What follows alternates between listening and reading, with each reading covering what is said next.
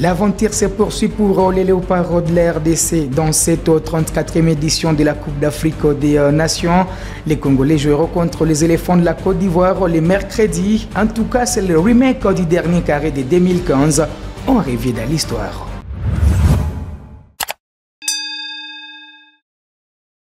Allez, pour en arriver là, les Léopards de la RDC ont barré la route au Sili national de la Guinée-Conakry sur les scores de 3 buts à 1 avec au passage une très belle réalisation d'Arthur Massakou en demi-finale. La RDC va jouer contre les pays hôtes, la Côte d'Ivoire. Les deux pays se sont retrouvés à ce stade de la compétition. C'était en 2015 à cette période-là, c'est la Côte d'Ivoire qui s'était imposée avec au passage une réalisation de Yaya Nyeri Touré. Je l'ai dit, on revient dans l'histoire. Gaëtan, à cette période, il y avait quand même un Floraï Bengue sur les bancs des touches, mais pour ce mercredi, on aura un Sébastien Desabre. Je pense qu'il est temps pour les Léopards de prendre maintenant leur revanche. On a l'impression que ça ne change pas grand-chose, malgré que les entraîneurs, l'un est parti et l'autre est arrivé. Donc on est, si vous voulez, dans cette lignée-là de cette glorieuse génération de demi-finalistes de 2015, menant de main, comme venait de le dire par Jean-Florent Ibengue.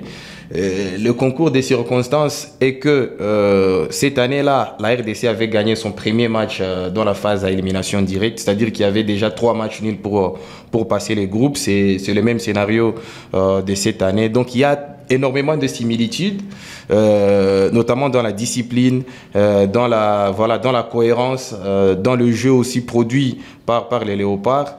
Donc il y a énormément, moi je trouve qu'il y a énormément de similitudes entre les Léopards d'aujourd'hui et ceux de 2015. Allez, Gaëtan, on revient toujours dans l'histoire. Avant de se croiser en demi-finale, les Congolais se retrouvent sur les chemins de la Côte d'Ivoire, certainement lors des éliminatoires. Les Congolais s'imposent en déplacement 4 buts à 3 avec Niskens Kebano qui honorait d'ailleurs sa première convocation en équipe nationale avec des joueurs comme Jérémy Boukila. Mais en demi-finale, c'est la Côte d'Ivoire qui s'impose 3 buts à 1 avec un but de Nyeri Touré, mais également Gervinho. La réduction du score portée à l'extampi de Diemer Simbokani.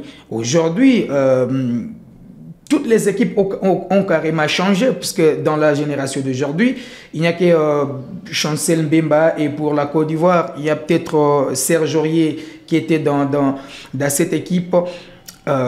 Maintenant, c'est quoi la valeur ajoutée dans cette équipe nationale de la RDC qui joue cette Coupe d'Afrique des Nations? Par rapport à celle de 2015, moi je trouve que collectivement, il y a beaucoup plus de choses positives aujourd'hui, parce que celle de 2015 reposait un peu trop, et exagérément d'ailleurs, sur Yannick Bolasie, voilà, qui faisait tout, qui sauvait l'équipe quand ça ne marchait pas. Il fallait un petit éclair venant de lui, de ses accélérations, de ses vitesses, de ses dribbles de génie pour délivrer toute une équipe. Mais aujourd'hui, on sent qu'on a une équipe qui est équilibrée sur toutes les lignes, que ce soit sur la ligne défensive. Oui, vous venez de dire à juste titre d'ailleurs qu'il y avait Chancel Mbemba, et moi je pense qu'il serait très important pour ces jeunes frères, parce qu'il va leur apporter de l'expérience, il va leur expliquer ce que c'est une demi-finale de CAN, parce que même au départ, il y a une vingtaine qui n'y avait jamais participé à une phase finale de CAN. Donc, si vous voulez, il y a beaucoup de bleus dans l'équipe nationale, et l'expérience de quelqu'un qui est déjà là depuis presque une décennie et qui a joué une demi-finale en 2015 sera très utile. Et donc, c'est ce que j'étais en train de dire. On a, contrairement à l'équipe de 2015, une équipe beaucoup plus équilibrée sur toutes les lignes, où on voit qu'il y a vraiment des complémentarités qui se font sentir. On voit que défensivement, ça défend bien. Au milieu de terrain, il y a énormément d'équilibre avec 2 joueurs complémentaires, Moutou Samy et Charles Piquel. En attaque aussi, certes, ça peine encore à marquer des buts, bien qu'on en a mis 3 sur les derniers matchs, mais tu trouves qu'il y a une certaine interconnexion entre les lignes, un équilibre entre les joueurs, et surtout, il n'y a pas de disparité en termes de niveau entre les joueurs, parce que autant en 2015, on avait Yannick Bolasie qui était un cran au-dessus de tout le monde et qui menait la troupe. Il y avait derrière lui des joueurs qui n'étaient peut-être pas suffisamment en forme pour composer dans la sélection nationale, mais parce que il y avait des grosses individualités qui sortaient d'îlot et donc ça marchait comme ça. Mais aujourd'hui, on a comme l'impression qu'il n'y a pas une telle disparité de niveau entre les joueurs. En 68, la RDC remporte sa première Coupe d'Afrique des Nations et élimine les pays hôtes, l'Éthiopie. L'histoire se répète encore en 1974 où la RDC élimine les pays hôtes, l'Égypte. En 2015, on remporte la petite finale en dominant les pays hôtes une fois de plus. On peut parler déjà d'un signal fort pour les éléphants. Moi, je ne suis pas trop accro à l'histoire, bien que l'histoire est faite pour se refaire. Si vous me permettez la tautologie, beaucoup d'événements qui se sont produits par le passé finissent par se reproduire. Donc, oui, ça peut être un signal fort, surtout un coup de boost pour les jeunes joueurs de la sélection congolaise. C'est dire que, voilà... ils ont toujours réussi, historiquement parlant, face aux pays hôtes. Mais moi, je pense que cela ne doit pas signifier forcément que la RDC par favori. Ce serait un peu, à mon avis, téméraire de revendiquer les statuts de favori parce qu'on a quand même en face de nous une équipe de Côte d'Ivoire qui est accompagné par une certaine forme de coup de chance parce que après la phase des groupes, ils n'étaient pas à la CAN, ils étaient déjà totalement débarqués, ils sont passés dans un trou d'égout pour se retrouver finalement aujourd'hui en demi-finale.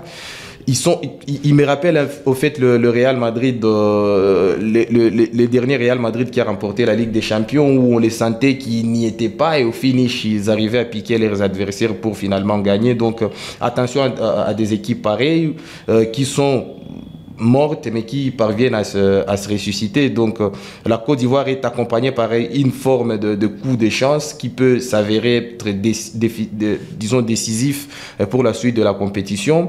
Autant pour la RDC que cela ne nous arrive pas parce que moi je pense qu'en termes d'arguments, en termes de force en présence, moi je pense que la RDC en a vraiment à vendre face à cette sélection ivoirienne. Mais Gaëtan, ils seront quand même handicapés avec au moins 4 joueurs qui ne seront pas de la partie face aux Congolais. Oui, il s'agit de Christian Kwame, il s'agit de Serge Aurier qui s'est avéré très important dans cette sélection. Oui, au début de la compétition, ils étaient un peu dans les rôles, tous les expérimentés étaient un peu dans le rôle d'accompagnateurs, mais on a fini par se rendre compte que sans eux, la Côte d'Ivoire ne serait pas en demi-finale et donc ils sont devenus titulaires, ils sont devenus importants. Donc perdre Serge Aurier pour un match aussi couperé que celui face à la RDC, une demi-finale où la Côte d'Ivoire aura encore besoin de ses ressources mentales, beaucoup de dépassements. On sait que Serge Aurier dans ce registre-là, il est très important. Oui, ils seront handicapés parce qu'il ne s'agit pas que de Serge Aurier, il s'agit aussi de Christian Kwame qui, une fois qu'il rentre, l'attaquant de la Fiorentina apporte énormément à son équipe, mais ce n'est pas le réservoir des joueurs qui manque à la Côte d'Ivoire. Ils en ont énormément pour remplacer ces 4 joueurs qui sont suspendus. Donc, moi, je pense que la force reste la même de la Côte d'Ivoire, c'est-à-dire une équipe combattante qui a certes énormément de joueurs de qualité, mais qui ne se mettent pas totalement en évidence. Mais en termes de mental, c'est du très, très, très lourd. Allez, la RDC contre Côte d'Ivoire, c'est déjà les matchs prévus les mercredis à partir des 22h. Mais dans l'autre affiche, on aura quand même une très grande rencontre entre le Nigeria et l'Afrique du Sud. Les Super Eagles se sont bien partis pour carrément jouer la finale de cette Coupe d'Afrique des Nations. Et a priori, sur papier, on peut le donner favori, mais moi, cette CAN s'est avérée tellement surréaliste, tellement irréelle, que je ne peux pas prendre ces risques-là de dégager un favori. On a une équipe nigériane qui, oui, depuis le début de la compétition, montre une telle maîtrise qu'on peut se dire qu'elle sera en finale. Mais attention à cette sélection sud-africaine qui m'a flatté par sa manière de jouer, notamment face au Cap-Vert, parce que moi, je les attendais beaucoup plus offensifs. Mais face au Cap-Vert, ils ont prouvé que même sans le ballon, ils pouvaient gagner des matchs. Même sans être tellement possessifs du ballon, ils pouvaient gagner le match. Donc c'est une équipe hybride. Je me rends compte que c'est une équipe hybride qui est capable de faire souffrir autant que de souffrir. Et donc, il faut faire très, très, très attention à cette sélection sud-africaine. Donc, moi, je pars sur des 50-50.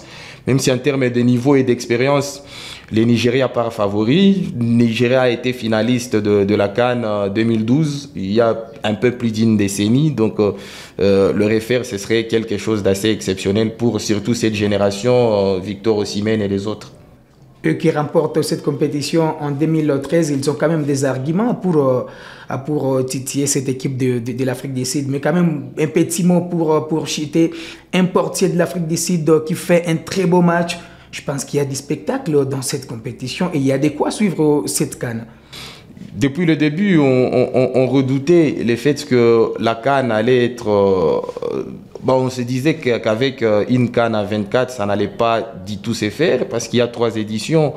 On a plutôt eu affaire à des CAN un peu fermées, un peu déséquilibrées entre d'une part des équipes, des grandes équipes du continent face aux petites équipes. Et on se disait que voilà, c'était devenu une CAN déséquilibrée. Mais depuis le début, on ne cesse d'être surpris. Au moins un jour, on a droit à au moins chaque jour, on a droit à une belle surprise.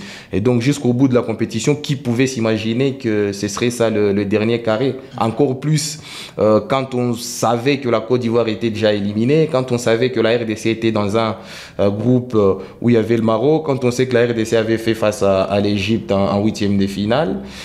Donc c'est quelque chose d'assez imprévisible, ces 2 affiches des demi-finales. Et donc autant les demi-finales sont surprenantes, autant les gagnants sera aussi surprenant. Allez, merci beaucoup Gaëtan et surtout bon début des semaines. Merci beaucoup. Ça sera tout pour cette production sur Kivu Morning Post TV. On se fixe rendez-vous très prochainement. Ça sera avec ces mêmes plaisirs.